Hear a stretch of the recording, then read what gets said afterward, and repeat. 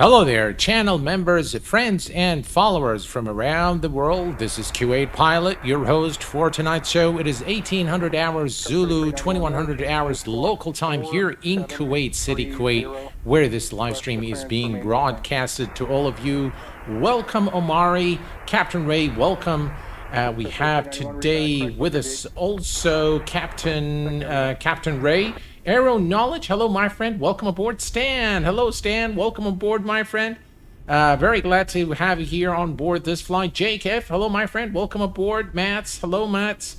Addy, Aviation Global, welcome aboard. Saad Al Hanadi, welcome aboard, my friend. We have also Shkalaksim. Welcome aboard. Ryan, hello Ryan, welcome aboard. Thank you very much for your support, my friend. MC Crewfish, welcome aboard. Toga Simulation, welcome aboard. I am well, my friend. I hope you are the same. Thank you very much, sir, for your support. X11 Simulations, welcome. Fly in Service, welcome aboard, my friend. Bill Barrett, welcome, guys. Jumbo, hello, my friend. Vinod Kumar, hello, my friend. Welcome aboard. It's been a while. German, hello, my friend. Yaqub Al-Askari, welcome aboard. Glad to have you here with us. And we have also Akshay Diwan. Hello, my friend. Welcome, guys. Welcome to this live stream. We are in Palm Beach International Airport, and we are heading today to Charlotte Douglas in North Carolina. It is raining here at Palm Beach, and today we are going to be taking a look at this aircraft, the Flight Factor A320. The Flight Factor is probably an aircraft, the longest aircraft in a beta has been this aircraft, and it's still in beta, believe it or not, but it has received a major update from Flight Factor, and so today we're going to be flying this real-world route for American Airlines from Kilo Papa Bravo India to Kilo Charlie Lima Tango. And we're going to be doing so today aboard this American Airlines flight. And registration number November 653 Alpha Whiskey. And the airport that you're seeing has been recently released by Orbex. I'm a little bit disappointed that they actually announced that it's X-Plane 12 compatible. It does look good, but it does not have the X-Plane 12 adaptations, so no refraction, and the trees, all the trees are still 2D trees for this scenery, which is a bit disappointing, but nonetheless it's a nice scenery.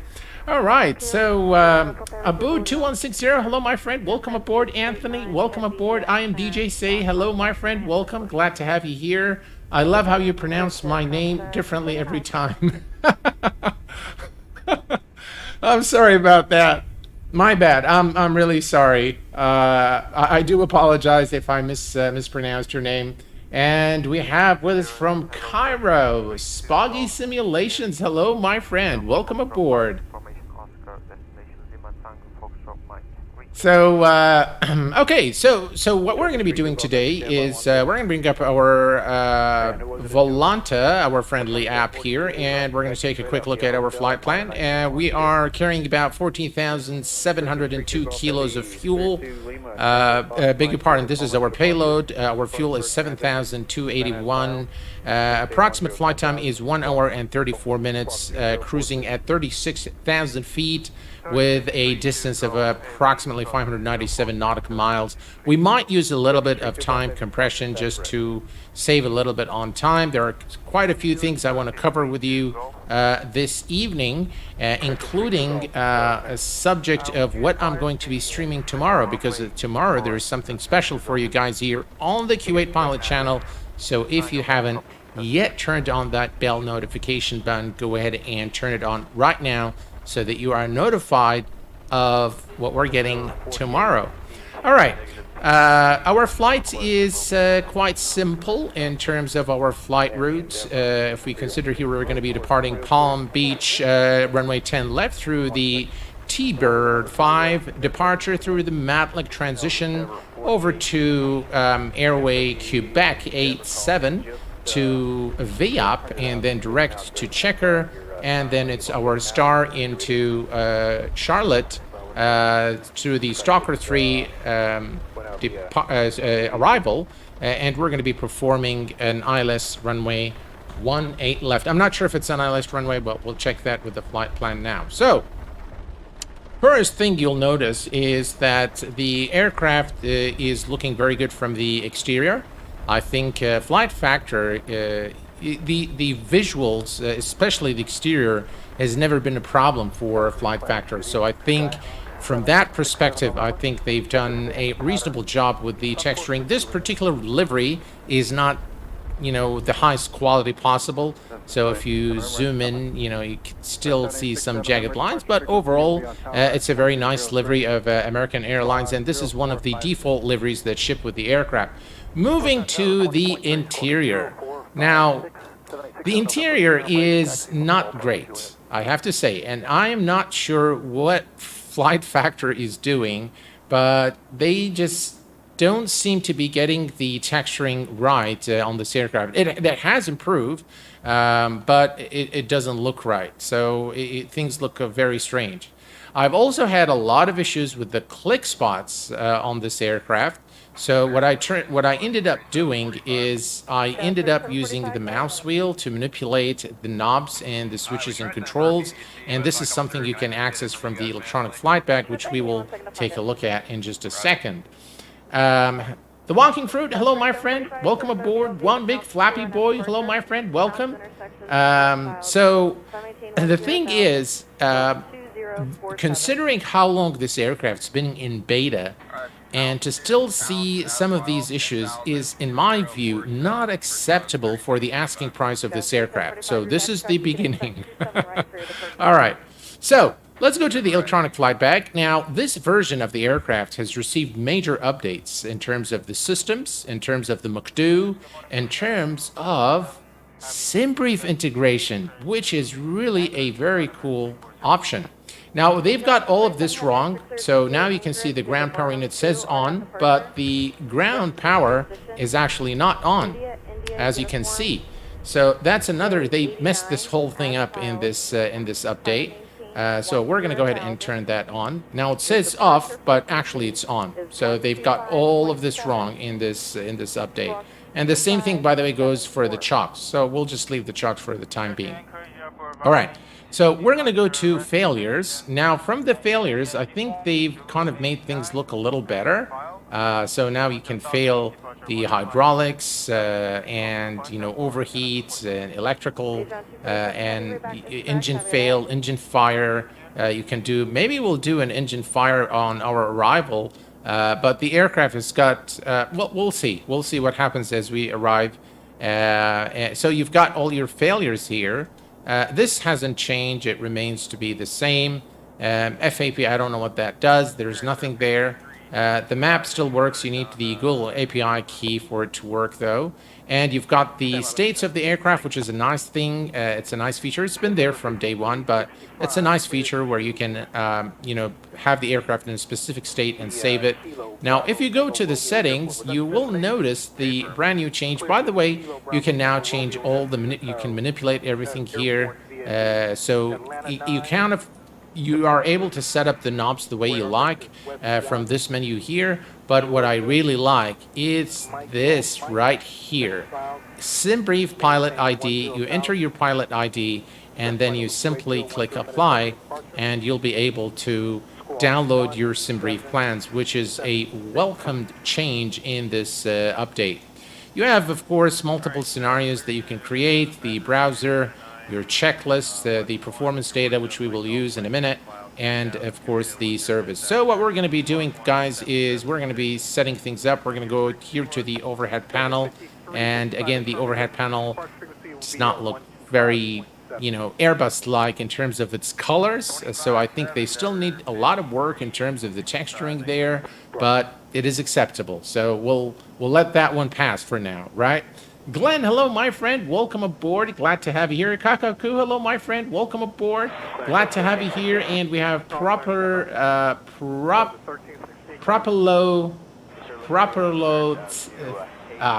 can't, I'm sorry. And then we have Gridrion Games. Hello, guys. And we have also with us Transport Stream Productions. Welcome aboard, my friend. Julian, hello, my friend. Welcome aboard. FF are renowned for not finishing anything properly. I think this is probably self-evident in this aircraft. It has never finished. It's still in beta, unfortunately. All right, so battery 1, battery 2. Now, the sounds are really good, I have to say. All right? And those are the default sounds, by the way, that ship with the aircraft. So I do like the sounds a lot on this aircraft. Cruise supply is on. And again, I think the click spot might be... I'm almost sure that there is ground control, but it's a clickable button. But again, with maybe the click spot is I don't know. It's not there. All right, so nav. I think the sounds are gone. And let's see, arm.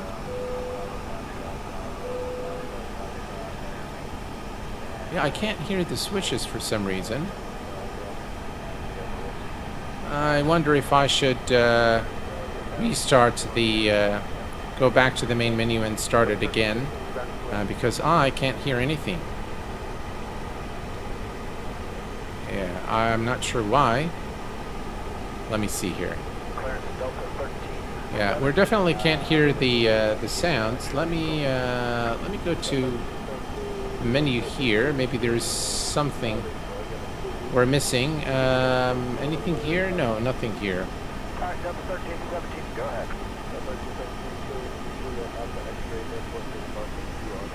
I'm not sure why I'm not hearing the sounds of the controls. Sounds are there, so that's the master aircraft exterior. Gee.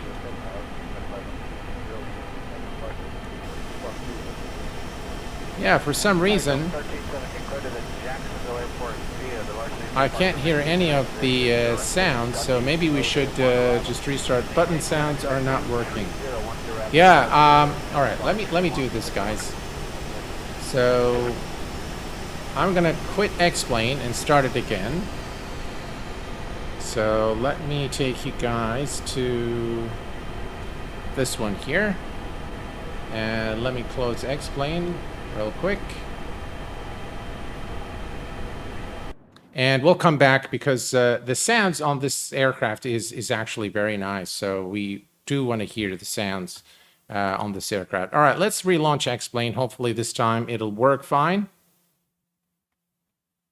Pilot 1432, welcome aboard, my friend. Glad to have you here with us during this live stream. Captain Edward, hello, my friend. Welcome aboard. Does frame generation work with XP? No, unfortunately, it does not. All right, so we'll take you guys back to this screen here. All right, let's say resume last flight, and hopefully now the sounds will work. I do have the same plane in X-Plane 12.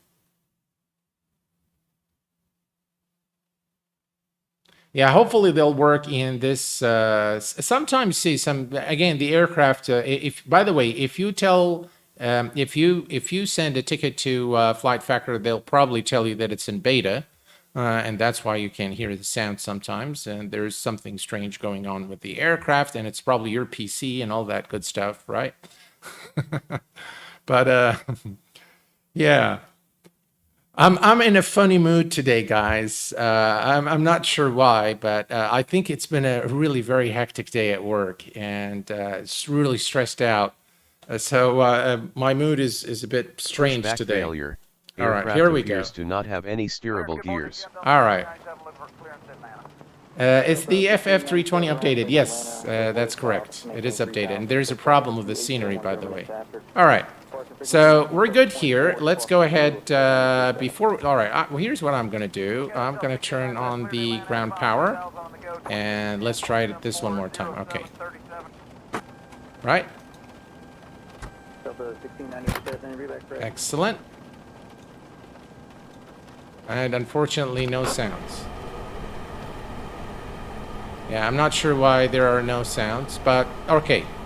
Well, we're going to have to do without the sounds today, without the sounds of the buttons. What to do? Okay, let's come here and we're going to go to the fuel. We're going to call the fuel truck. And actually, before we do that, let me just come here to the McDo. And we're going to go to the init page. And we're going to say request init. And that will automatically bring all the flight information into the McDo automatically here, so you guys can see it better. And we can do, if you go to the next page, that's the only thing that we need to enter from, and you can see that it has synced the EFB as well with all the information. So if we look here at our sim brief plan, and we go to the payload, let's go to the weights, and we have exactly the correct data. So 7281, and we have 7281 here. If we go to the passengers, so if we go here to, again, the click spots are not 136, which is the maximum, by the way. And then the cargo, we've got 3668 here, and we have 3668, probably 37. So it has synced all the information from SimBrief, both in the McDo and in the electronic flight bag. Yeah, it does. But by the way, this aircraft, I mean, don't... So I'll tell you this. This aircraft, actually, in terms of systems, is a very, there's very deep simulation of the Airbus systems aboard this aircraft, including the McDo. So we're going to come to the fuel, and we're going to say set. And then we're going to go to passengers. We are at the gate, so we're going to change this to gate. And we're going to say call. And we'll just wait a little bit, and now we can say set. So maximum number of passengers today for the flight. And cargo, we're going to say call as well. And we're just going to wait a little while and then say set. And now everything is set here for, we can remove this guy, remove the passenger, and remove fuel truck. All right, perfect. Now if we go to performance data, we have everything here, and all you need to do is click set, and it will set everything here for you. Again, I really love this feature. This is really cool and very well done. So some things are not very well done with this aircraft, but certainly the integration with SimBrief, the EFB, and the McDo is seamless and really saves you a lot of time. And if we go to, let's go to the flight plan. And we're just going to enter our departure and arrival now, as we normally do. So let's bring this over here. And we're going to go to our flight plan. So in the top here, you can see that we are departing today runway 10 left. So departure 10 left. And we're doing so through the... That's another thing I've noticed, is that not all the SIDS and stars are coming. The T-Bird, the T-Bird 2, is that the one? Is it T-Bird 2? It's T-Bird 5. So for some reason it's not coming. I updated the database through the FMS Manager, but still, unfortunately, yeah. So that's fine. We'll use whatever is available, the closest match, and the arrival is going to be through runway 18 left. So let's see here, 18 left. ILS 18 left is selected, and it's through the Stalker 3. We don't have it again, so we're just going to select Stalker 1 and insert. Now we're going to check for discontinuities. Looks like there's one here. We're going to go ahead and clear that. And there's another one here, so let's clear that one too. And let's see, anything else? No, that looks good. Excellent. Insert. And now the flight plan is complete. All right. Let's go to performance data. And with the performance, that's not correct. Well, we'll fix that in a minute. Now, for the performance, we just click here once here, and they still haven't fixed this. So this one is, maybe they did. No, they did not. So 132 is set here, and then if we look down here, we have the up 1.4 for the trim. So we're going to select flaps 1 and 1.4 up, And insert that here, flex 56. And the transition altitude in the United States is 18,000 feet, so that isn't correct. So we'll enter it here and declare that. Excellent. Now we can go to the flight plan and we can check the, let's switch this to flight plan. And now we can, actually, let me just bring this up here so you guys can see it better. There we go. And we can simply cycle through. There we go. Right, let's check our plan, make sure everything looks legible. And everything does look legible. This is the final approach. Looks like it's a, yeah, it looks like it's a vector to final. So that's why you have manual here. And so we'll worry about that once we arrive into our destination. All right, perfect. Everything's good here. And by the way, I don't think we've aligned the IRSs. So let's see here. No, they are aligning. What seems to be the issue here?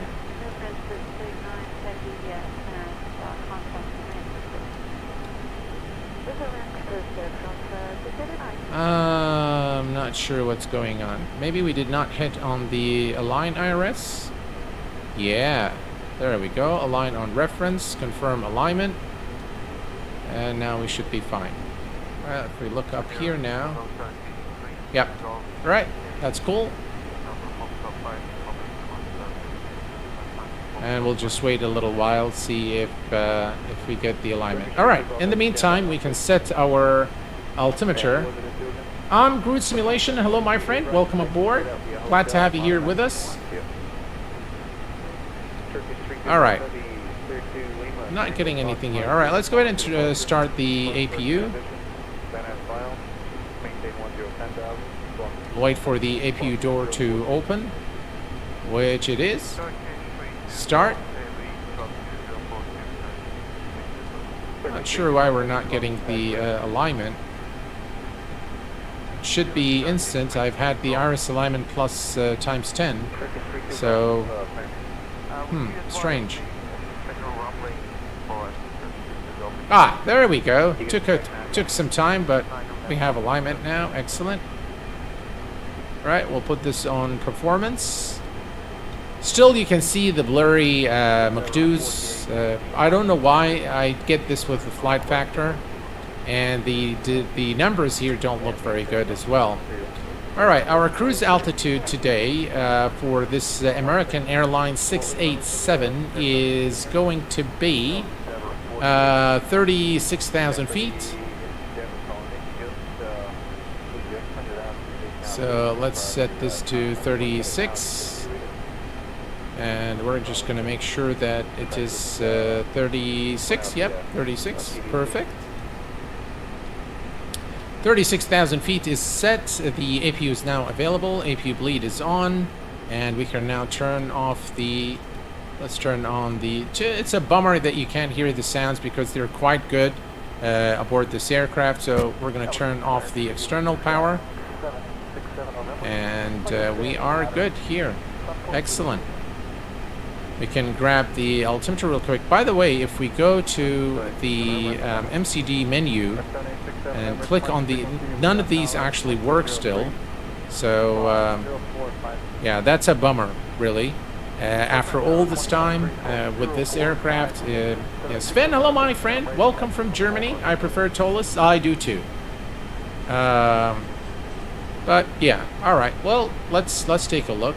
And we're going to go ahead and grab the weather information here for our departure airport, which is Palm Beach International.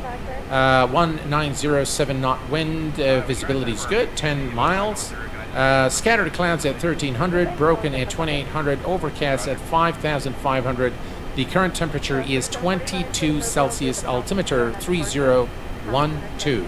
So 3012 is now set. 3012 is set and cross-checked. Excellent. We have the APU running and we are pretty much ready to go. If we take a look here at the outside, GPU is connected and we're ready to go. All right, let's disconnect the GPU. We're gonna come to services and disconnect. All right, now by the way, it says on, but it's actually off, so yeah. Ronan, hello my friend, welcome aboard. How is X-Plane 12 on Windows 11? Runs great. Yeah, I love it. All right, everything's looking good here. We're gonna turn on the beacon lights in preparation for engine start. Nav lights are on. Emergency lights are armed. And we are now ready to call the pushback truck. All right, let's go ahead and say better pushback and start Hey, push. Captain, let me know where you want this thing. All right, and we're gonna tell the pushback truck to put us right here. Hopefully he can do a good job. Great news, Captain. Your tow's coming. All right, tow's coming.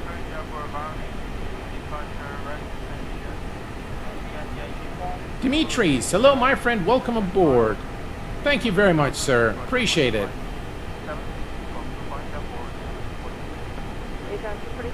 It's not a bug, it's a feature. What exactly is the feature? The fact that the fact that this is on when it's off and off when it's on? Sorry, I didn't follow you there. Alex, hello my friend. Welcome aboard. All is well. I have a question to ask. Go ahead, pilot 1423. Please ask your question, my friend. Right, let's set that. And we're All connecting. right. Looks like the doors and hatches are closed and we're ready to connect.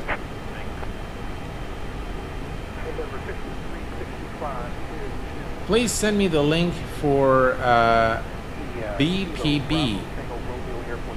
My crashes the game. Sorry, what is that? BPB, what's that?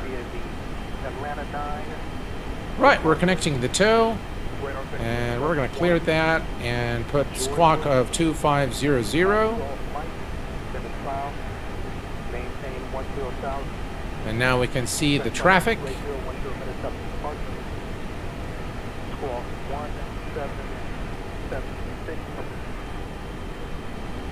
Welcome aboard, Captain. Tow's connected. Bypass pins inserted. Go and kill the parking brake when you're ready to go. All right, we are ready to go. Parking brake released.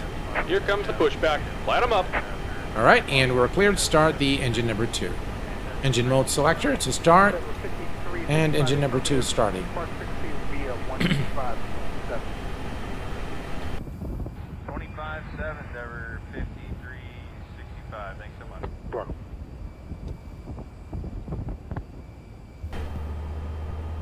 All right, now here's another bug. This is supposed to be like the engine condensation, which isn't supposed to show at engine start. So I'm not sure really what to make of it, but that's another thing that requires fixing. I do like the wing views, I must say. Very nice. For its time, I think when the Flight Factor A320 came out, it was really, really good.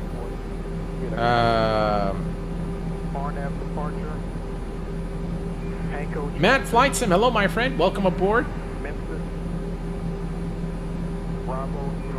Hello there, Nick, welcome. Kai Lin, hello my friend.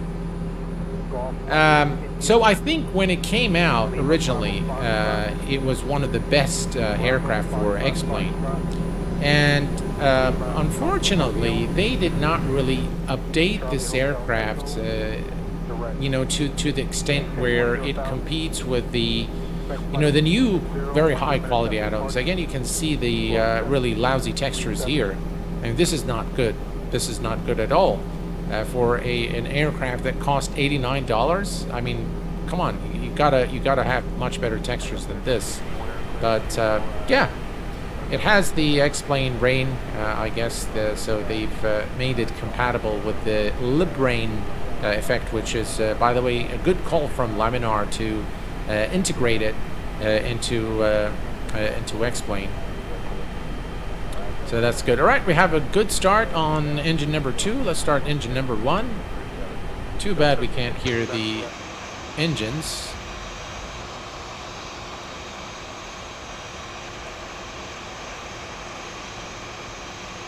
All right, here's the second engine. Now you'll get this condensation. Look at that.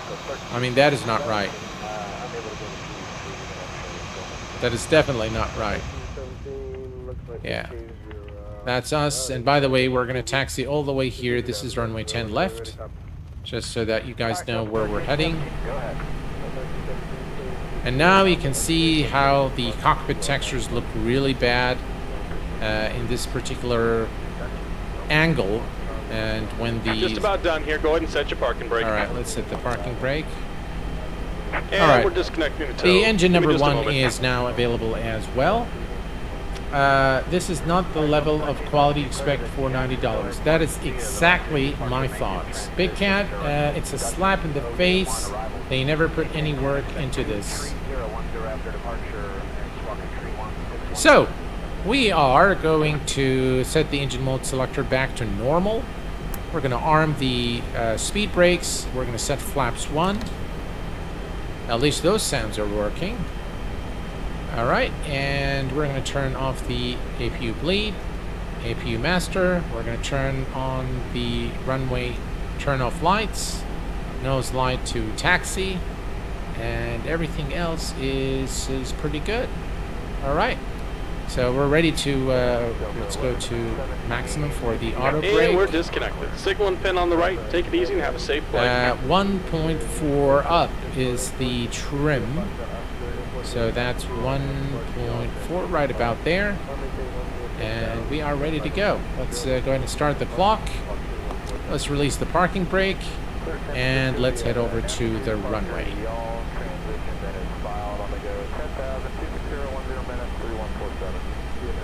Engine sounds are reasonable.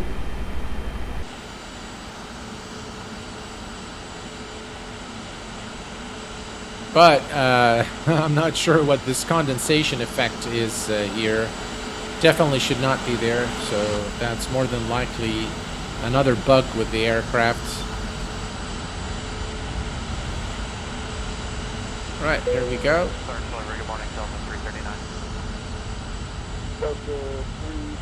Overall, the exterior model is very good.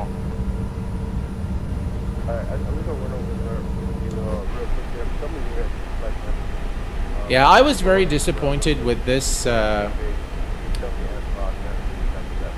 EKM. Hello, surfboards, welcome.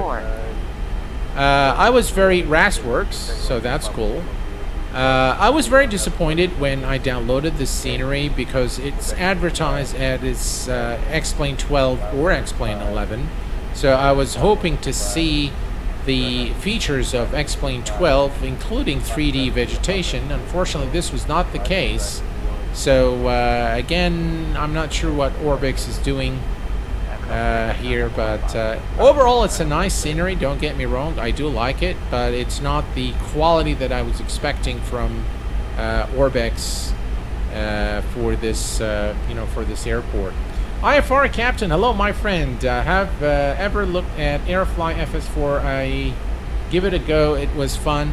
I think it's okay for kids, but I don't think it's anyway near realistic. So yeah, so that's where we're heading, and there we have a nice landing. JetBlue, yay.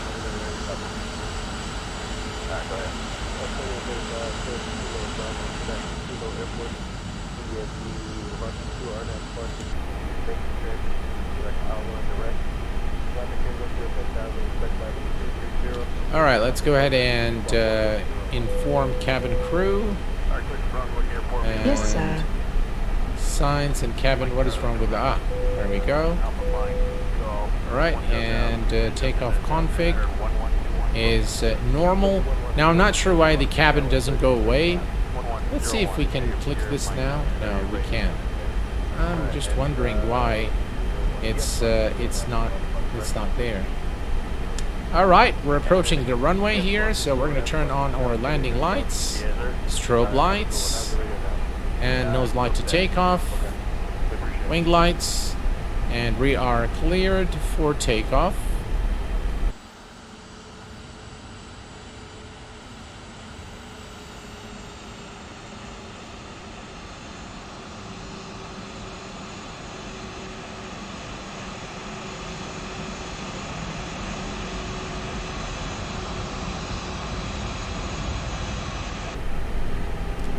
All right. We're good to go, folks. So let's go.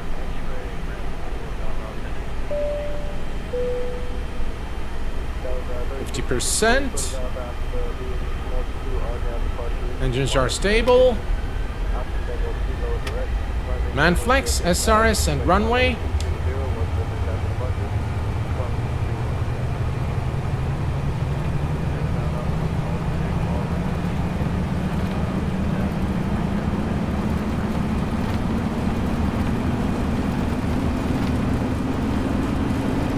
V1, rotate.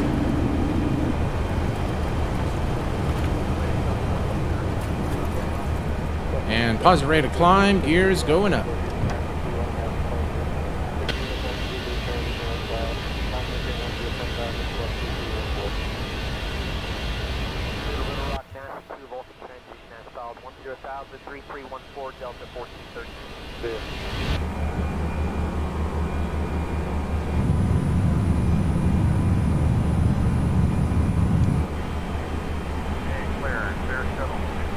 Speed check, flaps up.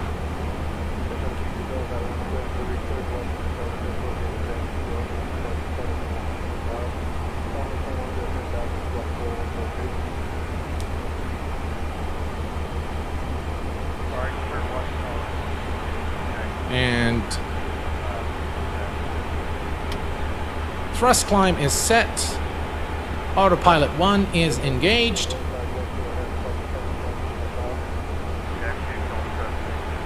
And we have, ladies and gentlemen, a super chat from Matt Franson for 100 SEK.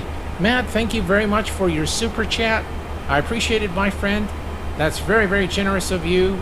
Very kind of you. I appreciate it. Thank you very much for your support, sir. That's very kind of you. Thank you very much, Matt. Appreciate it. NM Flyer Robin, hello, my friend. Daniel, welcome aboard, my friend. Raul, hello, my friend. Welcome aboard. And Peter, hello, Peter. Welcome aboard. All right, we are climbing through 5,000 or 4,800 for 36,000. We can disarm the spoilers. Right, spoilers are disarmed. Flaps are retracted. And here's a look at the outside as we climb to our cruise altitude. So, is this aircraft worth $89 is the question. And with all the updates, I think the aircraft offers a reasonable depth in terms of the system simulation of the Airbus. In terms of the textures, they do not live up to the quality of an aircraft that cost $90, in my opinion. Now, if you already have the aircraft, it's okay. You can update it and you can try it out. Do I recommend that you buy this aircraft? Absolutely not. I do not recommend that you buy this aircraft. And maybe, perhaps, in my one of very old videos for X-Plane 11, this aircraft actually was featured in one of the top 10, I think, aircraft for X-Plane 11, or maybe X-Plane 10 at the time. But the state that this aircraft is in X-Plane 12, in my view, is the price is not justified. The sounds are okay. They're not bad. The textures are mediocre, if you ask me, on the exterior, but they are absolutely terrible on the inside. None of the mods that developers created for X-Plane 11 work in X-Plane 12, so it is not backward compatible. Of course, this is something maybe we can blame on Laminar Research, not on Flight Factor per se. But yeah, I mean, in terms of again, a lot of the aircraft systems still do not work. Now we can go, the fuel prediction does work, all of the information here. Again, this is not allowed. AC status, Alright, so that's the aircraft status, that is. Data, monitor the position. So all of these do work, which is good. Nav radios, obviously they do work. But the rest, so still the printer here doesn't work. Yeah, they did add the SimBrief integration, which is great, absolutely great. I love the fact that they've added this. We're above 10,000 feet, so we're going to kill the landing lights. But the aircraft is, by the way, I've done one test flight just to test things out, and there's still a lot of issues with the aircraft. Hopefully we won't see them today. But hey, Captain Ray, welcome, my friend.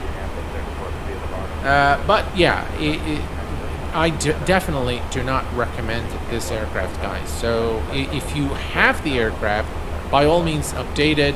And by the way, I don't even recommend that you pay the upgrade fee to upgrade it from the X-Plane 11 at this point in time.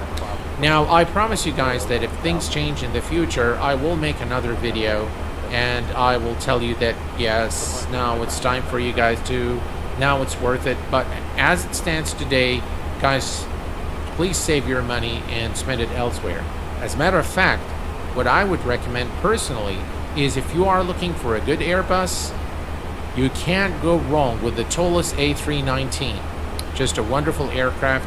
I am going to be streaming that aircraft very soon, and we're going to be flying to the Faroe Islands in the North Atlantic Airlines. There's a nice route from Oslo to the Faroe Islands, and we're going to visit the archipelago of the Faroe Islands, and should be a fun flight there.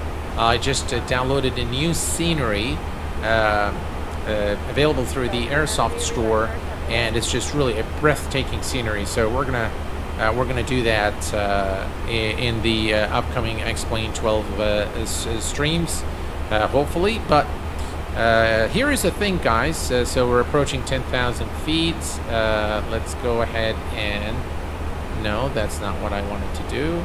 There we go. Standard, and let's see if we can do it here as well.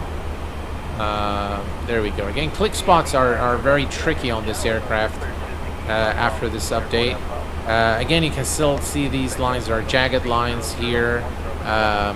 Again, I'm not sure. I don't see this, for example, with the Takeoff. I don't see it with you know, with the other aircraft in X-Plane, but I do see it in this Flight Factor. So I would think that this is something indigenous to this aircraft, this problem. This is actually a pretty nice looking scene here with all the clouds. Yeah. Alright, so MC Crewfish, are you satisfied with the X-Plane weather? Flew same as today, and several severe winds change en route at flight level 37, forcing my aircraft to bank over 90 degrees. I thought there won't be any abrupt weather changes. I do have this problem sometimes with X-Plane, not all the time. I think there are some areas where the weather coverage is not there. And I've seen it in X-Plane, and by the way, I've seen it also in Microsoft Flight Simulator, so just about the same. But yeah, that problem does exist sometimes. Is it just me, or was there literally thrust reduction when going from flex to climb? I think there might have been a thrust change there. I'm not sure. I really wasn't paying too much attention there. So yeah. So if we come here and climb, so we are at about 99 nautical miles for top of climb, and we continue now our climb to 36,000 feet. Now, tomorrow, ladies and gentlemen, at exactly 1800 hours Zulu, the embargo will be lifted on a brand new airport simulation game called Airport Sim. And the guys over at MS Games were kind enough to provide me with the demo, the pre-alpha demo, to showcase here on the channel. So tomorrow at 1800 Zulu, we are going to be taking a look at this new simulation game, and I'm going to reserve all my comments for the demo tomorrow, but be sure to tune in tomorrow at 1800 Zulu for a first look at Airport Sim here on the Kuwait Pilot channel. It's essentially a ground operation management, and yeah, I'll just leave it at there. I'll see you guys tomorrow at 1800 Zulu, where we will delve into the ground operations of airports, and I'll show you around this new software. I'm not sure if they're going to release the full version tomorrow or the demo is going to be there. But yeah, they've updated the demo, I think 3-4 times so far, and I've gotten very comfortable with using the software. So I think I'm ready to show you guys. So tomorrow, 1800 Zulu, guys, Airport Sim is what we're going to be doing here on the channel. All right, continue our climb, and we'll use some time compression once we reach our cruise altitude. But before we do so, let's take a look at the outside real quick. And this actually looks very nice, I must say, including the exterior of the aircraft. Doesn't look bad at all in my view. And yeah, again, this is default X-plane, not bad in my view. And here's the other side. You can see the clouds in the distance. And here's the wing view. And now, by the way, the condensation effect has gone. Crossing climb. Do we have traffic? Oh, look. At least TCAS works. Maintain. Crossing maintain.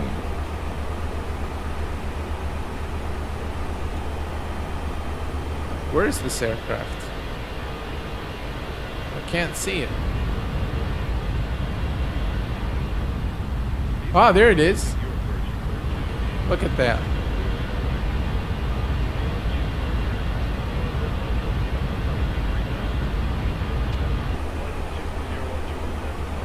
Yeah, the TCAS works, so that's a good thing. Benny's Web, hello, my friend. Welcome aboard. Glad to have you here with us. Chinese balloon.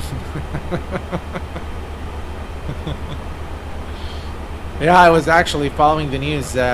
Incidentally, at Newark Liberty, I think there was a collision between two United airline aircraft. I think the tip of the wings hit each other. One aircraft was ready for departure. The other one was empty and just parked. And it looks like they collided. The wings collided. And yeah, I read the news this morning. I thought it was you know, very funny. When things like that, you know, I remember we had an incident at Kuwait International. And we had just, Airbus had just delivered the new A320 Neos for Kuwait Airways. And one of the drivers, one of the pushback truck drivers, you know, started backing off on the aircraft. And he did some extensive damage to the aircraft. And it was just brand new, you know. And so, yeah, things like that do happen, I guess. Yeah, United 787 and a 757. Yeah, I thought there was a 787 from the wing, from the picture that I saw. I wasn't sure what was the other aircraft. It looked to me like an Airbus from the picture, but yeah, I guess United don't operate Airbuses, do they? Plane Trip, huge fan. Thank you very much, my friend. Welcome aboard. Glad to have you here. Monish Johnson, hello, my friend. Welcome aboard. Do we have proper WX in the aircraft? Not in this one, for sure. So if we come down here, it looks like they... Right, so that's weather. This doesn't work. This doesn't work. System 2. And this doesn't work. So it looks like it doesn't work. Oh, there we go. That's the weather. Looks a little strange, but that's the weather for you. So I guess, yeah, it does work. So I guess we have weather, and we can put the terrain here. Yeah. So we do have, the display looks a little strange. I don't think it looks like that in Airbus, but yeah, there's a lot of strange things in this aircraft, but yeah, that's one of them for sure. Yeah. Yeah, I was actually, when I saw on the X-Plane org, there was a message that the aircraft has been updated. Years ago, went to Newark taking my daughter to Niagara Falls. Quite the airport. Yeah, it's a very nice airport. Oh, they do have the A319 and 20s. Okay, Anthony, hello, my friend. Welcome aboard.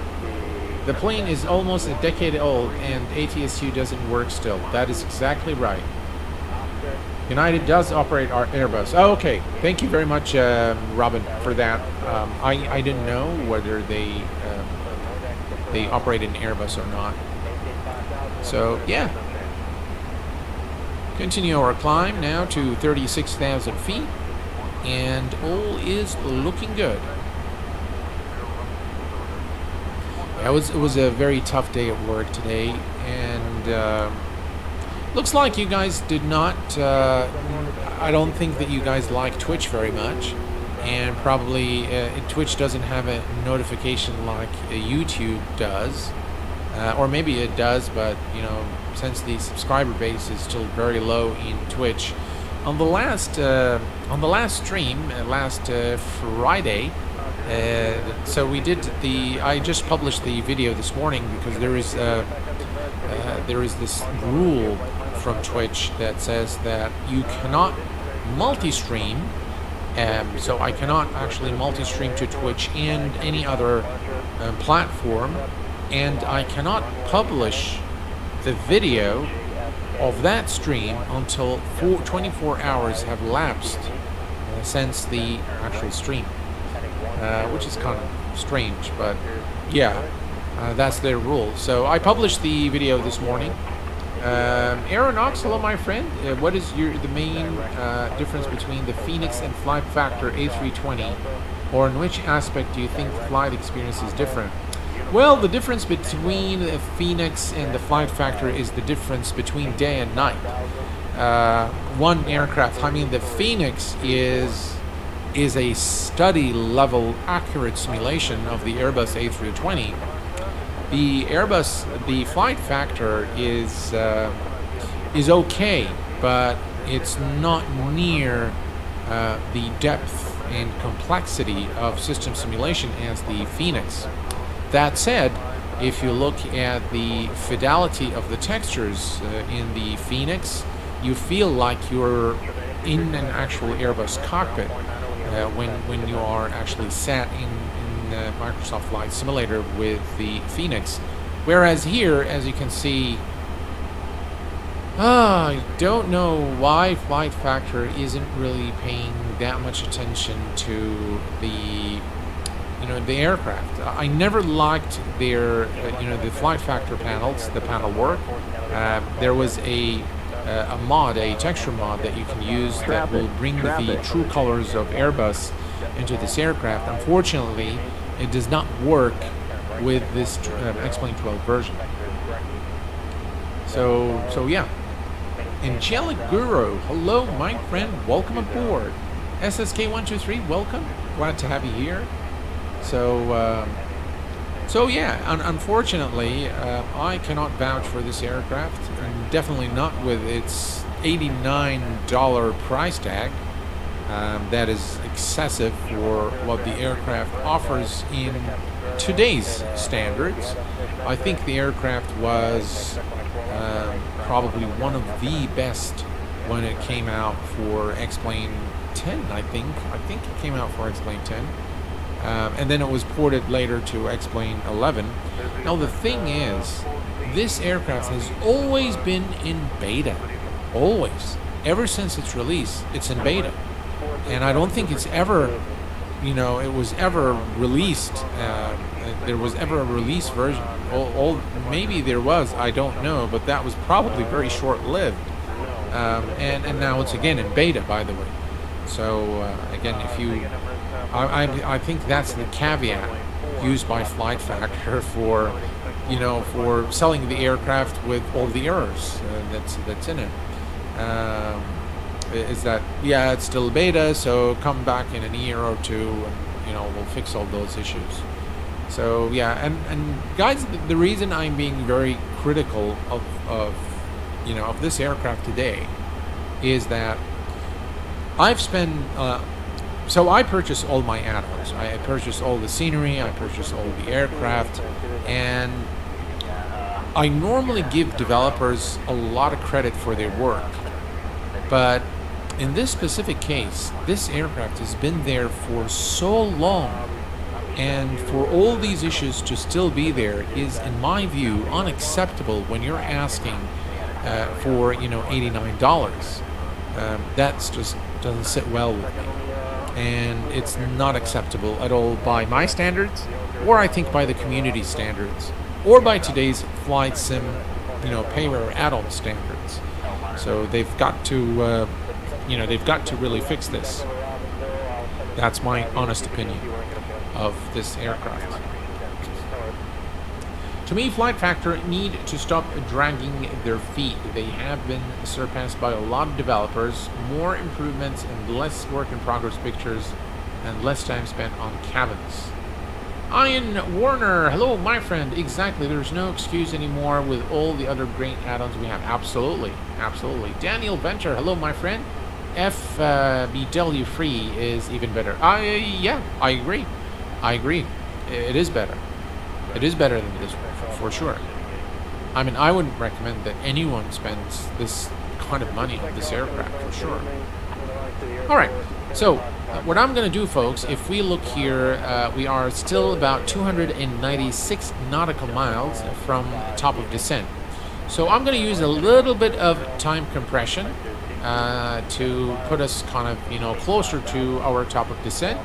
And it looks like we have a new subscriber here at the channel. So welcome, my friend. So here's what we're going to do. We're going to use a little bit of time compression. So X times 2. I'm not sure if you can see the message up top. I think it's probably hidden by the Volanta overlay strip there, by the flight strip or the flight overlay.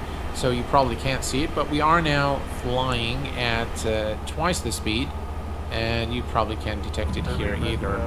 But yeah, I think X-Plane 12, generally speaking, now is in very good shape. Still, again, you can see the, again, in this particular scene, you can see the clouds. They look like shaving foam again, which I do not like. I hope that they improve on that moving forward, because this is not acceptable in my view. Today, lots of non-acceptables. I guess it's my mood from work today, guys. Sorry, but yeah, it's been a very hectic day at work, and I had to just put up with a lot of nonsense today. So so yeah, it's kind of coming out on the stream. So bear with me, guys. Sorry about that. Wait until the $120 Flight Factor 777 and PMDG will charge $70. Yeah. Question for Q8 and the pilot community: if you want to choose one X-Plane 12 or MSFS as a learning simulator for pilot training, which one would you choose? X-Plane 12 without a doubt. Yeah, that's an easy answer. Force Pizza, how are you doing, my friend? Welcome aboard. The Flight Factor A320 also does not react to X-Plane 12 turbulence. It doesn't react to anything, it looks like. And it's got no sounds today. So, yeah. Traffic. Chin up, buddy. I'm here now. Hey, Jamie, welcome aboard, my friend. Does flight simming de-stress you? Yeah, it does, NM Flyer Robin. It does to a great extent. I love the interaction with you guys. It puts me in a completely different mood, so it's kind of... It's my time, you know. During the day, you've got time for the family, you've got time for your kids, you've got time for work, and then when it's my time, then that's the time I'd like to spend doing flight simulation. And by the way, sometimes when I'm not streaming, you know, I go and read a little bit, I test out things, I try things out with the NVIDIA control panel, and that's how all my videos come out. So it is kind of the safe haven for me. It's where I go to kind of de-stress and, you know, just have a little bit of, you know, chill time and have fun, enjoy with you guys. And yeah. HD Simulations, hello Q8 pilot, it's all good my friend, how's the update so far? Well, HD Simulation, welcome aboard, and ladies and gentlemen, here is Wycliffe Barrett, an old friend. Hello Wycliffe Barrett. Guys, give it up for Wycliffe Barrett. Glad to have you here my friend, very glad to have you here. I hope you are well and that everything is going well for you, that you are safe and in good health. Wycliffe Barrett needs no introduction, by the way, in the X-Plane world. He's done many reviews, and he's a well-known figure in the X-Plane community. I hope you are well, Wycliffe. Thanks for being here. Thanks for stopping by. Appreciate it. Sander, hello my friend. Just joined when you mentioned your safe haven. Can't relate. And good evening. Good evening to you. The safe haven is flight simulation for me, Sander. That's where I go to relax, de-stress, and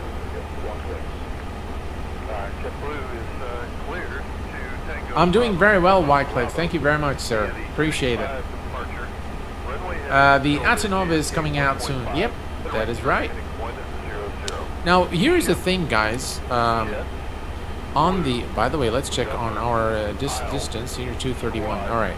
So here's the thing. I've seen a couple of channels. I think you know, posting the news on the Antonov, and yeah, I don't do those kind of videos. So drone racing. So many typos. Sorry, but no, that's okay. Well, I kind of figured that out. Yeah, so the reason I don't do those kind of videos is here's the thing. I know many of you guys have asked me in the past to do the news videos. And news are good. So news videos are good. Some of them are actually very good, I would say. But the thing is, news is something that is expired exactly the day after. And there isn't really much value of a news video after a couple of days. So in terms of value, will you ever return to a news video that is 3 months old, for example? Chances are more than likely you will not. And for me, if I want to provide something with value to the community, it's got to be something other than news. And there's just plenty on Discord in terms of news. You can stay up to date with, you know, and by the way, I highly recommend FS Elite for news. They're great. I think Threshold is kind of sort of catching up. I think they cover more X-Plane news, but I think FS Elite is very good in terms of the, you know, in terms of the news. If we've got also FlightSim.to with news, so there's just a plethora of news sites, news channels, and they just post these updates on these, you know, aircraft. Personally, for me, I never watch, you know, I used to watch Frugalson, to be very completely honest with you guys. I used to enjoy his style. I like his style, but now I don't really watch any news sites. I don't as in YouTube channels, but I do refer to FlightSim.to, Threshold, and FS Elite for the latest. And of course, I've got Twitter, so again, you get so much news about, you know, the flight sim community and all the new add-ons. So I just don't feel that this offers much value to you guys. And I don't think it will ever, a news video will never be a reference for any of you guys. So that's the reason I don't create them. So yeah, because I've been asked why I do not create those news videos. So that is the reason. Kuwait, I still watch your videos from 2 years ago and copy your flights. I'm very glad to hear that, German. I'm humble. Thank you, sir. I think your strong point is the gentle way of reviewing things. I like your calm voice speaking of safe havens. I can find fast stuff elsewhere if needed. Thank you very much, Sander. That's very kind of you, sir. You just made my day. Thank you. Appreciate it. Most of them aren't biased because of all the free gifts. I only value this channel. Thank you very much, Anthony, for your kind words. I appreciate it.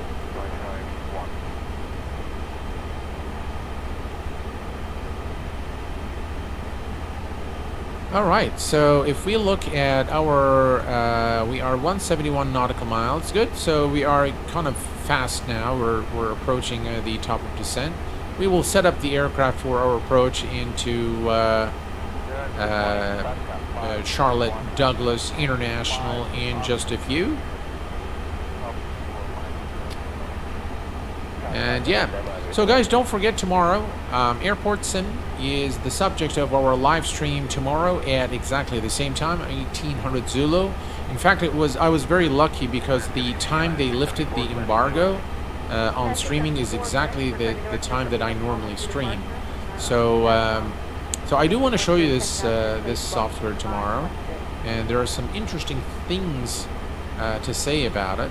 So yeah, stay tuned. Thomas Seth, hello Q8, thanks for all the videos. Bonjour de France. Well, bonjour to you, my friend. Glad to have you here. Thank you very much for being here. Appreciate it. Thank you for your support and your kind words. Q8, how can I join your channel? Sorry, Monticello? Oh, you mean you want to become a member? So if you look at the subscribe button, next to the subscribe button there is a join button, and that's how you can join as a member. When I first started reviewing, I made it clear that I would be independent, and if devs wanted me to review their products, they could have no's in the content that I would produce. If it's bad, I will say it's bad. Yeah, Wycliffe Barrett is, again, I think we know that. We know that you're a very honest person, and I've seen just about all your videos. So it's been a while though since Wycliffe. I thought that you might have, you know, quit making videos because you haven't really been that active lately. I was wondering if you were going to be at FS Expo 2023, because I am going to be there.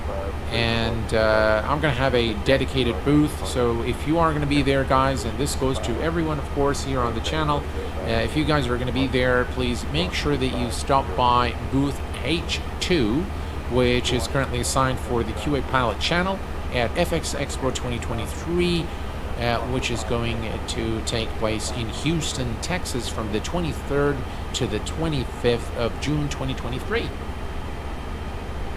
I'm working on the Sparky 747 review. Oh, cool. Yeah, Wycliffe is you know, totally unbiased, and his contributions are immensely appreciated. A very nice gentleman, a very kind heart, and really a true fine ambassador of the flight sim community. I wish we had more people like Wycliffe in the community, really.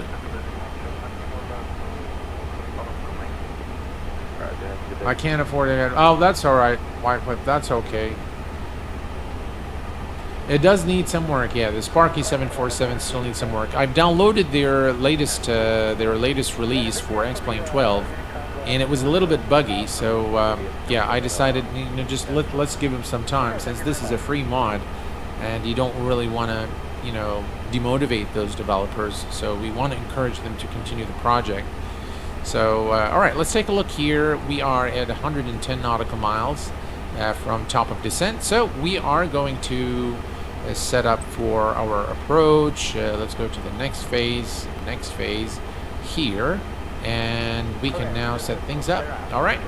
So if we go to Charlotte Douglas International, we'll see that the winds are 245, so nothing too serious, 245, QNH 3030. All right, so 30.30, 247 knots. 247. The current temperature is, let's see here, 8 degrees, dew point -3, so 8 degrees Celsius. And the transition altitude in the US of A is 18,000 feet. We're going to set that here, and we're just going to enter 250 for the decision height. And we are good here. All right, perfect. So destination information is now entered, and we continue about 91 nautical miles from top of descent. If we look here at the altitude, let's see here, what is it, 49 or 7? All right, better we go here, and we're going to go to our friendly, oh, come on. All right, let's go to remove this, and let's go to, we don't have Navigraph here. What do we do? All right, so here's what we'll do. We're going to go to Navigraph here. Navigraph charts. And we are going to, oh, what do we have here? Let's unload that, import from SimBrief, and let's download our current plan. Brilliant, that's us right there, and that's Charlotte Douglas International. And we are arriving at runway 18 left. Again, I love how Navigraph shows the wind components. So we have a headwind of 3 knots and a crosswind of 5 knots at runway 18 left. Software update, restart now. No, later. All right, let's go to the approach, and 18 left is the runway in question.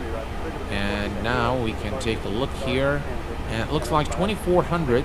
So we're going to come from Cavi at an elevation of 6,000 feet, and we're going to continue to descend through a snack all the way down to 2,400 feet, and then of course this is a 3-degree glide slope into 18 left. So we're going to set the MCP altitude to 2,400.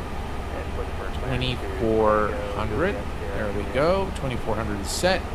And we are now ready for the descent when we reach the top of descent in about 56 nautical miles. Excellent.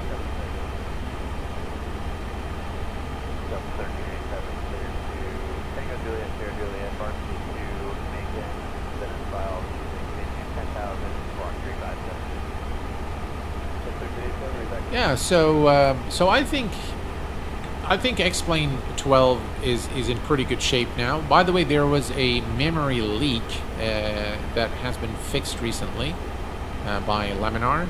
So definitely there is a very capable team behind this simulator, and I love the video they did with Austin Meyer and Swiss 001. That was a blast to watch. I love it, and you know, Austin is just really a very humble character. I love that about him. He's just really nice, and the way he come across is just brilliant. He's just brilliant. So yeah, it was a really cool video to watch, and I can't really wait to meet the guys at Laminar finally in Houston, Texas this year at FS Expo. Ladies and gentlemen, we have Anthony Seaworth, just became a private pilot, part of the members here at the Q8 Pilot channel. Anthony, thank you very much, sir, for your support, and I really appreciate your support, my friend. That's very kind of you, and welcome to the exclusive membership here at the Q8 Pilot channel. Thank you very much for your support, sir. I appreciate it. Are you using any plugins for the wind? I love X-Plane, but the winds have been bothering me a bit. No, I'm not using anything, really. Wow, Stan, I just realized that you've been with the channel for a very long time. Thank you very much for your support, guys. Really, you deserve it. You are a good person as well as an honest reviewer. Thank you very much, Anthony, for your kind words.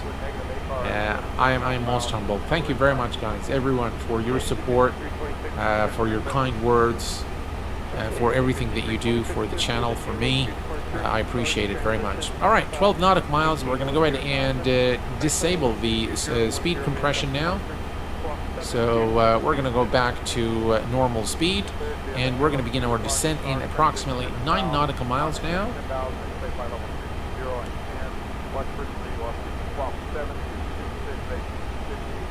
Again, this is a scene where the clouds in X-Plane 12 don't look good. You can see this here, self-evident in the scene in front of us. Look at that, just really terrible, really. Sometimes it looks so nice, especially from below the clouds. But once you're, let's take a look here. Again, I think, yeah, you get a little bit of those, you know, shaving foam style clouds, and sometimes you get some really, really nice formation of clouds, depending, I think, on the METAR information and how the sim actually depicts the meteorological data in this sim. I think it has to do with, you know, what we see. I do like the fact that they have so many layers at every altitude, and so that's pretty cool. Levin and I have really worked hard on the weather. If you get a chance, watch Austin's video explaining how the weather works in X-Plane 12, depicting weather in flight sim is so hard to replicate. I agree with you. Yeah, I've seen the video, Wycliffe. It's, I know that's very difficult. And by the way, I sometimes get, you know, those ugly scenes in Microsoft Flight Simulator as well, but it's not as bad as X-Plane, I must say. All right, let's go ahead and begin the descent. There we go, and nav descent started. Thrust is going to idle, and now we can see the aircraft has begun the descent towards 18 left. We can see it here as well in the display. So we're looking good. Finally, we are descending. It was a bit of a long flight, yeah.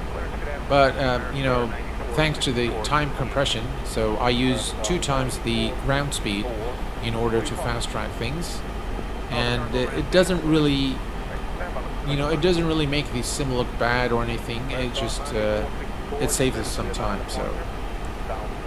Has anyone heard of the BA-146 coming for X-Plane 12? I bought it for X-Plane 11. I have posted on forums. They refuse to answer me or anyone else. Anthony, I have no idea. But here's the thing, my friend. Here's my hunch. So I don't know. I do have a very good relationship, by the way, with Just Flight. But here's the thing. There is definitely a lot of work that needs to be done in order to make those add-ons compatible with X-Plane 12.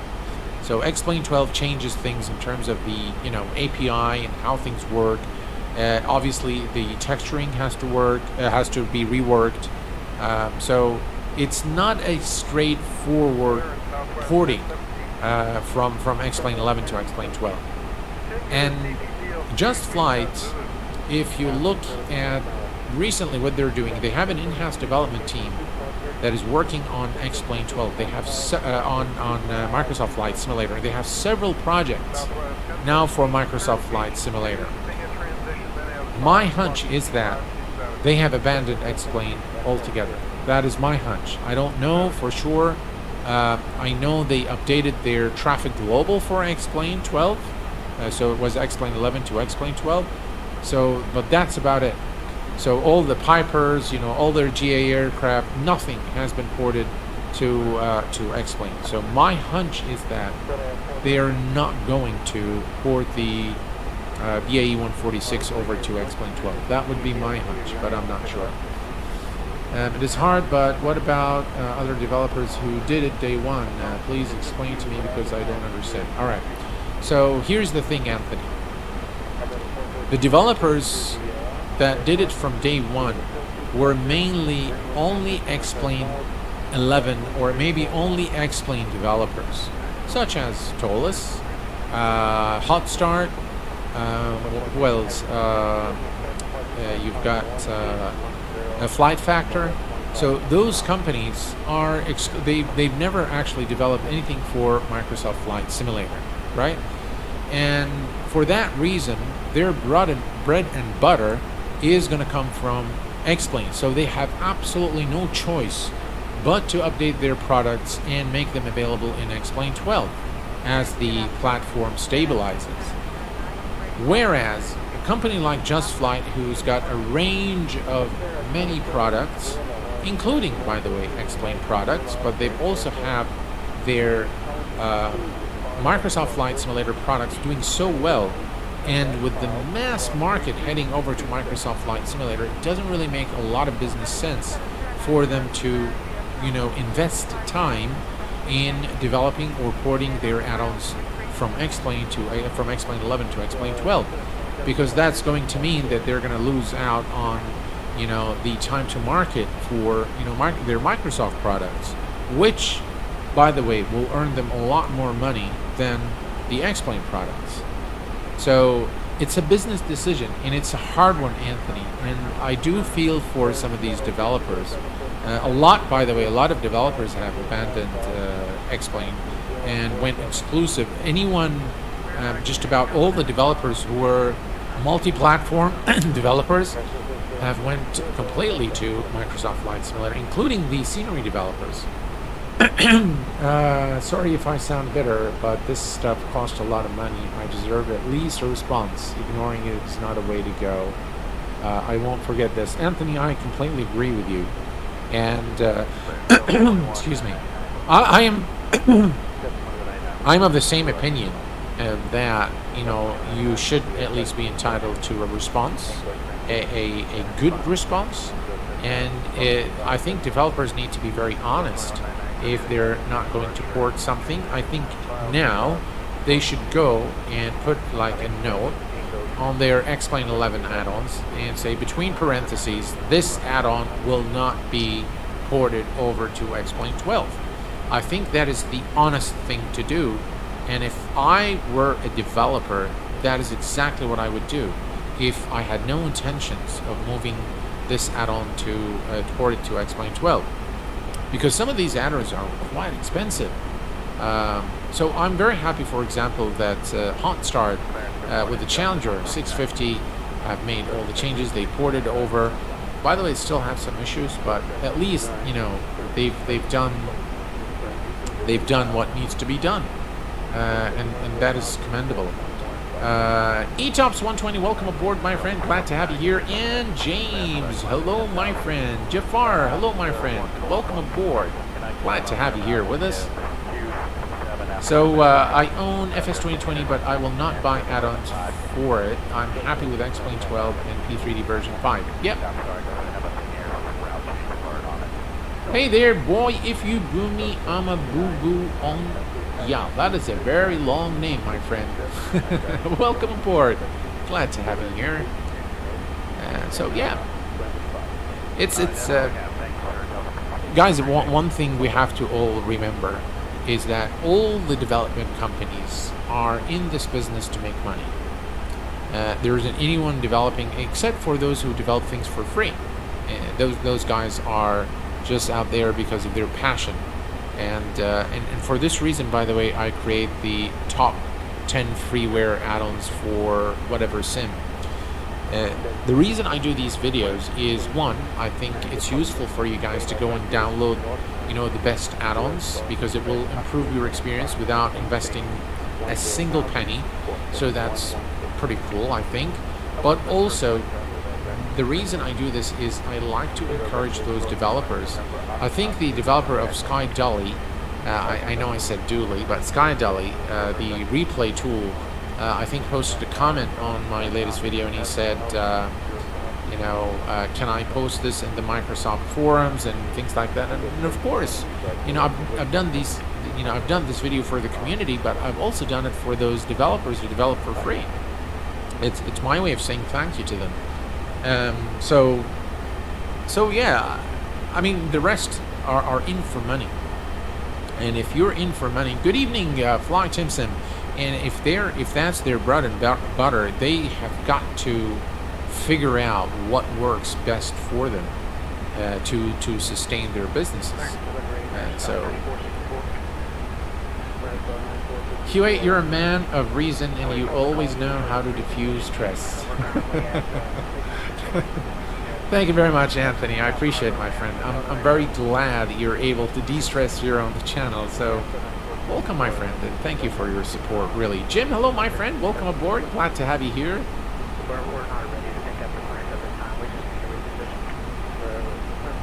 These guys are truly amazing. They give all their time for us. Absolutely. Absolutely, German. They are just the stars of the community.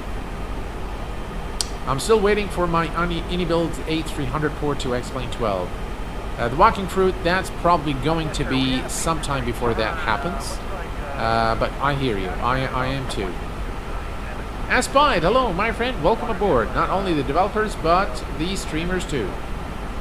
Yeah, I mean, look, you know, I love some of the. I really like a very few streamers, by the way. I don't watch that many channels, but I really enjoy Captain Canada. I like V1. I've liked Flight Deck to Sim, Two-Tone Murphy. I like him. He's got a really great sense of humor. I like Swiss 001. I like it when he streams. I don't watch his videos, but when he streams, this guy's got a really incredible sense of humor. So I really like to he does make me laugh. So yeah. How do you use Volante? Because I've been using X-Plane for a while, but still don't know how to fully use Volante. Matt, I think I've done a full stream on Volante and how to use it, how to use the schedules and all the details. But if you guys want a tutorial, maybe we can do one in the near future. Haha, yeah, Swiss 001 is funny. He is. He's got a great sense of humor. All right, 18,000 feet. So the transition altitude in the US of A. We're going to set the altimeter to 3030 on both sides, first officer and the captain. Captain, first officer. All right, so bearing reference is set and cross-checked. And we are now continuing the descent. We're going to decrease the range here. We're going to take a look here. So yeah, we're getting closer now. ILS 18 left is our runway, and we're looking good. Let's take a look at the outside real quick here as we approach Charlotte, and very nice here. I really like the clouds now. Some of them, yeah. See, now it doesn't look so foamy. I mean, you look at the formations here; they look pretty good. Earlier, though, I think you can still see some of those shaving foam for clouds there. But for example, this scene here looks pretty good. And yeah, it's kind of, sometimes it's really good, sometimes it looks just terrible. So, by the way, guys, just one quick thing on any comment on Captain Sim. They used to have good products, but not anymore. I do not recommend any of their products, and they're just not good. They're just not good. I think I purchased all of their products for P3D or FSX. I'm not sure. Was it P3D? No, I think it was FSX. So I think I tried their 757, and they're just not good. They're beautiful. They're beautiful in terms of the visuals. So they create very high quality visual models, but that's about it. Osama Mohammed, hello, my friend. Welcome aboard, my friend. And Trick City, hello, my friend. Welcome aboard. Glad to have you here. There's a shell of what they used to be. Yeah, absolutely. Absolutely. But yeah, I don't recommend any of their current products for Microsoft Flight Simulator. The RV-10, by the way, seems to be a good aircraft, which I will review on the channel very soon. And ladies and gentlemen, we have Dave Hazel, who just became a subscriber here at the Q8 Pilot channel. Welcome aboard, Dave. Glad to have you here as part of the Q8 Pilot family.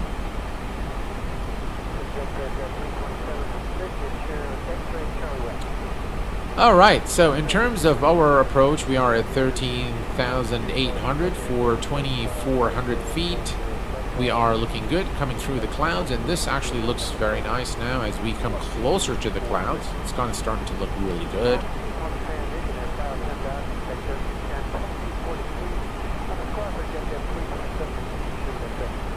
And here's a wing view. And I think the wing views on this aircraft look pretty nice. By the way, this aircraft does have a passenger cabin. So if we look here, I'll show you here. So the passenger cabin is actually not bad. So I think they've done, you know, a reasonable job with the passenger cabin. It looks like it's just a couple of classes though. So that's economy, and I think there might be a business class, maybe not. Let's check it out. But yeah, it looks like it's all one class here. Yeah, that looks like business class. So it looks like it's a dual class configuration, and this seems like kind of like business. Not a very fancy business class, but nonetheless, you know, you've got the business class here, and yeah, reasonable cabin. It's okay. I don't really care much for passenger cabins, but yeah, it looks all right. It looks all right.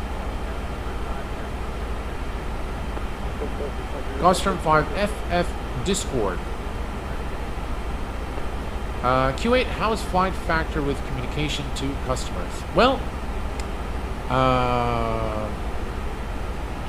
so let me tell you this. Alright, and I'm going to be very honest with you guys. So Flight Factor, when they talk to Q8 pilot, they are very cordial, they're nice. But when I do reviews of aircraft, what I normally do, I have an email that is like an anonymous email, right?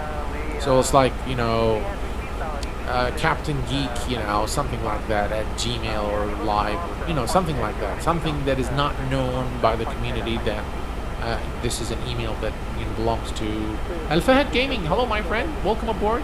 Chuck Tossman. Hello, my friend. Welcome. Greetings to you. We have you from Idaho. Hello, my friend. God bless you. Thank you very much for being here, sir. So I normally, what I do is, thank you very much, PR7, your reviews are the best. Thank you very much, sir, I appreciate it. So what I normally do when I do a review of a product is sometimes when it's an expensive product, I go and purchase it twice. One with my Q8 pilot account, and then I go and purchase it with another email address that is completely anonymous. So the company or the developer does not know that this is Q8 pilot, because my emails are known to all the developers. So they know when I send an email, this is me, this is Q8. So I go and purchase it from a different account, so they don't know who this is. And then I go and I start fiddling around with the add-on, and then I'll make something up, right? That there is something wrong with the product, even if it's okay, just to test out the support. The reason I do this is two things. One, I want to know how fast the response is and how cordial they are in responding to clients, because that's the only way I can know how the developers are treating you know, other customers. And I was actually not treated very well by Flight Factor when I did that. I'm being just blatantly honest with you guys. I'm just telling you things as it is. They were very rude when I told them that there was a problem. Now I don't know if that support person still is with Flight Factor.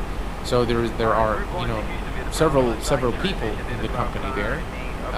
So I'm not sure if those guys are still there, and I don't know if those guys are the actual developers. I really don't know. But I will tell you that the response I got from them was not very nice. Monitor vertical speed, So, clear of conflict. Yeah, that's what I thought as well. Although some of the PMDG products are very enticing. Thanks for letting me know, though. Yeah. I love P3D, but do not spend money on it. It's very costly and development is nearly non-existent. Yeah, P3D is pretty dead. All right, 10,000 feet, ladies and gentlemen. Let's kind of get carried away there, explaining things to you guys. So let me just turn on the lights here. Runway turn off lights. All the lights are on. We're going to turn on the passenger fasten seatbelt and non-smoking signs, and we're going to continue the descent. And this is, by the way, the airport. And by the way, we're flying into a completely default airport. So Charlotte is a completely default airport. And once we land, I am going to show you this airport because, again, it is, I think, representative of the default airport quality in X-Plane 12. And I tell you, the airport actually looks very good for a default airport. Looks very, very good. I wish I could say I'm surprised about something like that. Albanian pilot, hello my friend. Welcome aboard, glad to have you here. They take your money, then don't care about you anymore. Well, kinda, sorta, some of them. Right, we continue our descent now towards Charlotte Douglas International Airport, and now the clouds are starting to look very strange and very weird. Earlier today, by the way, right before the stream, I opened up X-Plane to test Faroe Island scenery, and I noticed just heavy stuttering and everything was just, and I thought to myself, please don't do this to me as I get ready to stream. And then, I suspected that something might have changed in the NVIDIA control panel, and sure enough, some of the global settings have changed, and I don't know how. But yeah, I went and fixed that for the stream, and now everything is pretty cool. Yeah, it's pretty smooth, and yeah. Here's a look at the outside.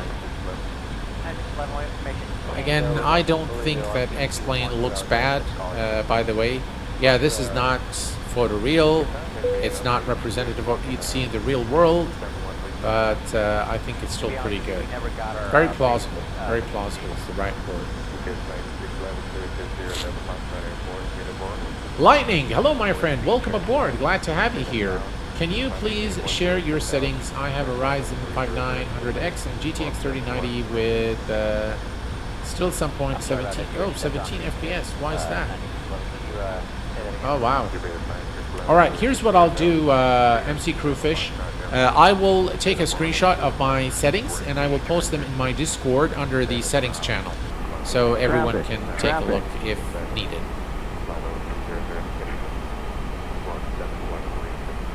Right, we are looking good. Descending through 7,000 for 2,400. We're looking good. Some clouds in the vicinity as we arrive into our destination.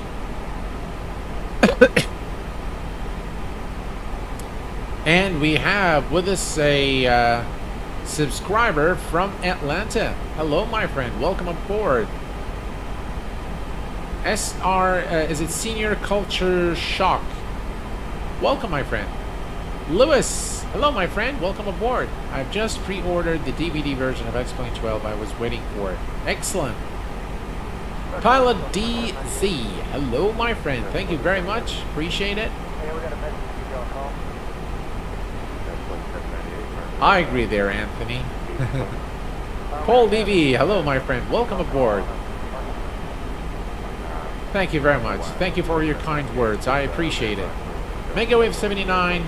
I get like 45 if it's at maximum settings with an i7. Yeah. Servant Camille just became a subscriber. Welcome aboard, my friend. Glad to have you here. Well, it looks like we're getting now closer to the runway, to the airport, and we can actually begin the turn towards the airport, as you can see here. So we're looking good. Here we can go to Guild. So we can do that. So here's what we'll do. We'll come here and we will select, let's see here. We're going to go direct and to Guild and insert. And now the air, at least that works. Excellent. Hotel, Echo, Victor, November. Jet 43. Right, and we're going to decrease the range to 10 nautical miles. Jet 43. Let's turn on the landing system Echo Romeo. on both sides. Kilo, November, Oscar, Sierra Tango. Mike 215. Papa, India, Sierra, Alpha Delta. Uniform Mike 215. November, Uniform Delta, India, Sierra. Uniform Tango. All right, we're almost there now. Lima, Echo, Romeo, Uniform Victor. Looks like there is a restriction at 4,000. Direct Charlie, Mike, Zulu. Direct Mike, Charlie, Zulu. We are looking good. Flight level 330. All right, let's arm the speed brake. Speed brake is armed. Now you can see how the cockpit looks terrible.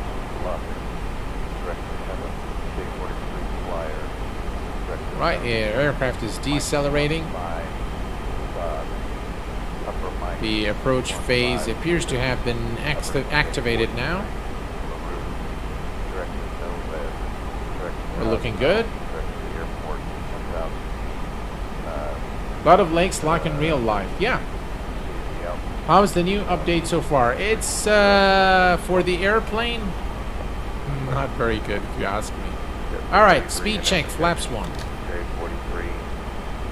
Right, we can see the diamond here on the dot, one dot before the center line here. So we're gonna select speed check, flaps 2, and gears going down.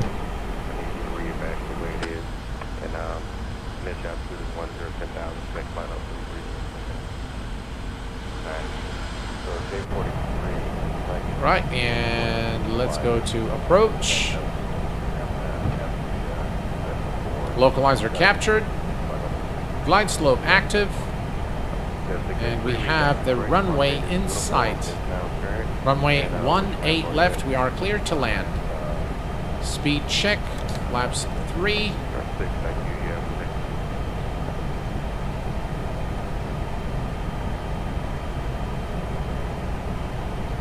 And flaps full.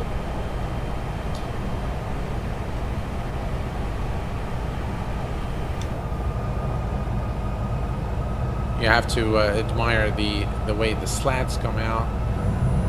And here's flaps full. Clearance Delta 1636. Yeah, ground is calling us to call you. And of course we will disconnect. The visibility is absolutely fine, so we will disconnect the autopilot at 1,000 feet above ground. So with the time compression that we've used, the flight time's been 1 hour and 10 minutes. Very reasonable, I think. I'm glad we turned on the time compression. Well, that was a smooth flight. Now let's see the landing. Yay! The flight factor update is not very good. It's got some nice features, such as the SimBrief integration, but overall not happy with how these textures look. The aircraft's got a lot of bugs still. Click spots are not right. And yeah, it's alright. Is it worth it? No, it's not worth it. Do I recommend you investing in it? No, I do not recommend it at all. Sarzel Azad, hello my friend, welcome aboard. Hello there Ryan, how's it going my friend? Where are you from, Captain Kuwait pilot? I am from Kuwait. Just like the name Q8, I'm from Kuwait. Thanks for being with us, Ryan. Appreciate it. It's complaining about the traffic. And we're lining up now with the runway. And here's how things look like from the outside. Well, this looks like houses in the US, so very plausible there. And that is a really nice looking approach there into Charlotte Douglas International Airport in North Carolina.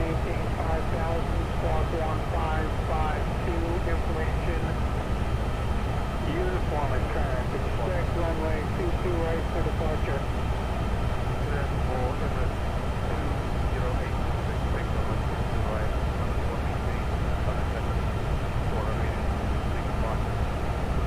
Complaining about traffic. Should drive in New York. What job are you doing, mate? I mean, you have a 4090. Alright, 1,000 feet. Let's disconnect the autopilot. Autopilot disconnected. My aircraft.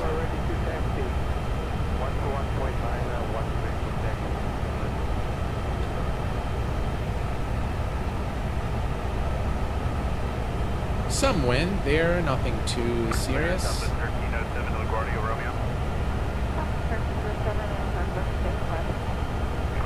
Yeah, we tried the CBDLC a few times, and PDC, you're not getting any of them.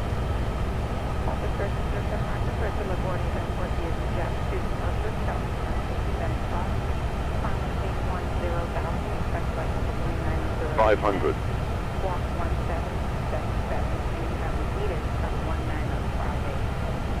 Okay, 1958 needed.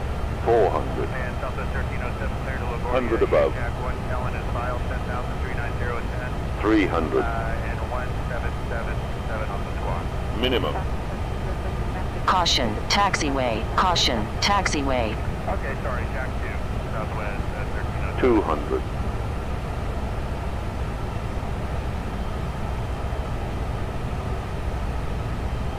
100.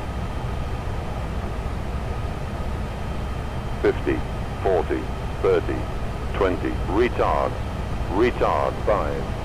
Caution, on taxiway, on taxiway.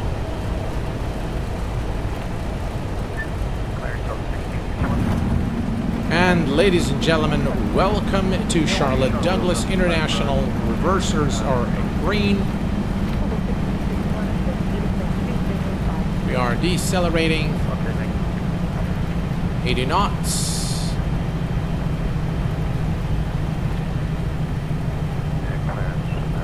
And manual braking. And we have made it safely. Nicely. Traffic. Yeah, I think it was pretty good.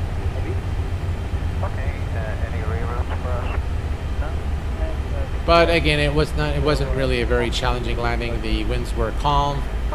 We had about 5 knots crosswind, 3 knots headwind, so not really a big deal. We can disarm the spoilers and retract the flaps.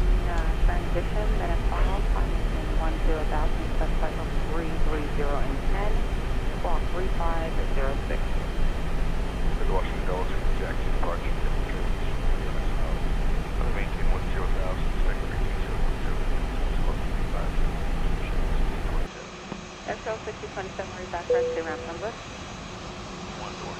Thank you. And here's a look at the aircraft. Are you a pilot in real life? No, sir, I'm not.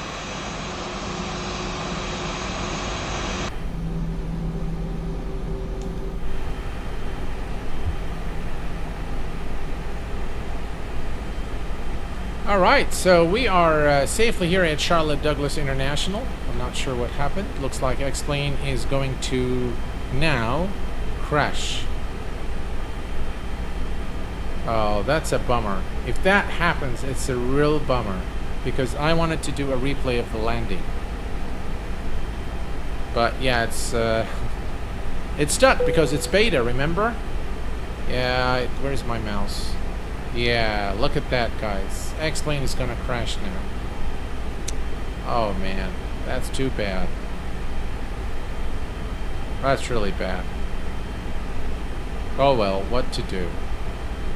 Well, folks, unfortunately, we're not going to be able to do a replay of our landing because X-Plane is now going to crash. It's not responding. So yeah, unfortunate.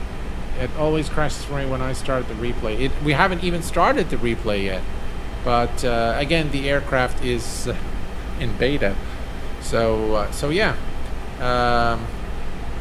I did want to show you this airport. So, yeah, X-Plane is definitely crashing now. So, I do want to show you the airport because I think it's a nice airport. Yeah, it says Microsoft Windows. Yeah, so it's definitely crashing now.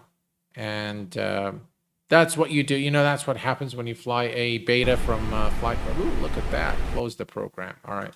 That's fine. Let's close that and let's bring it back up. And I do want to show you the airport because I think it's a nice nice airport for being a default airport. I think it's done quite well. So let's do that. Should be alpha. Good news is that we're on the ground. Absolutely, yeah. I'm glad that it happened right after we landed. By the way, the time acceleration might have to do something with it. I don't know. But yeah, let's load it back at yeah, see it. Yeah, that's fine. So Charlotte KCLT Charlotte Douglas International. We'll put it in the gate here. D5 confirm start flight. All right. So yeah, I do want to show you this airport real quick because I think it's a very good representation of what default airports look like in X-Plane 12. And I thought that this aircraft, this airport is actually very well made for being a default airport. So I thought, yeah, let's take a look. It was a very nice landing, Elaine, for sure. It's a shame that we're unable to do the replay. So unfortunately, things like that do happen. You have to click moving backwards. First, then move the slider with your mouse. I'm not sure I follow. Yeah. So it's preparing world and just wait for X-Plane. All right, here we go. Screw unit 2. All right. So A320 Ultimate. All right. So here's the all right. So here is the airport. So this is, ladies and gentlemen, a default airport, Charlotte Douglas International. In X-Plane 12, this is absolutely default, nothing, no add-ons, no scenery enhancements, nothing. This is just the default airport, and in my view, it looks pretty good. Yeah, I mean, here's the control tower, again, some nice details there, and all default, yeah. So if we look here, this is the main terminal. And again, very nice building. You can see the hangar here. Of course, I'm using Traffic Global by Just Flight for the AI traffic. But this looks pretty good. Very nice, ground textures. Overall, I think it looks pretty good for a default airport. There you go here, and we can actually zoom in there. Again, you can see all the buildings have PBR materials in X-Plane 12. I think it looks pretty good. Yeah. Different rooftops, again, all default. All of this is default, guys. All of it. So yeah, nothing is payware here. So I think they've done a really good job, in my honest view. Well, folks, this is it for our live stream. I do apologize for the crash at the very end. That, of course, renders us unable to do the replay of our landing. But we can take a look at this American Airlines taking off there from Charlotte Douglas, which is a beautiful sight, as always. So, Omar, hello, my friend. How's it going? Yeah, it does look better than MSFS default, without a doubt. Wait for your picture in your Discord. Huh? 737, this is where X-Plane shines, in my opinion. Definitely the reason to get it. Yeah, there's a lot going on for X-Plane 12, guys, and it is in a state where I definitely recommend it with confidence. It is an absolutely wonderful flight simulator, and if you like flying, if aviation and flying is your passion, I am sure that X-Plane 12 will satisfy it. So that is it for this evening. Again, guys, as a reminder for those of you who joined late, I will be streaming again tomorrow evening at 1800 Zulu, and we're going to be taking a look for the very first time at Airport Sim, which is essentially a ground operations management simulator. And be sure to tune in at 1800 Zulu for the very first look at the software. Until next time, please take care of yourselves and each other, and I will see you all very soon. Thanks for tuning in this evening. Stay safe, and bye-bye for now. 1.5 miles from Kennedy VR, then right turn heading 100, weather vector to SEP, then a 5, climb initially 5,000 feet, squawk 7153, at Italy 90. Scheduled 90 Victor Heavy, reback, corrected Victor, ground point 9 sec, have you go. Okay, we have Victor, at Italy 90.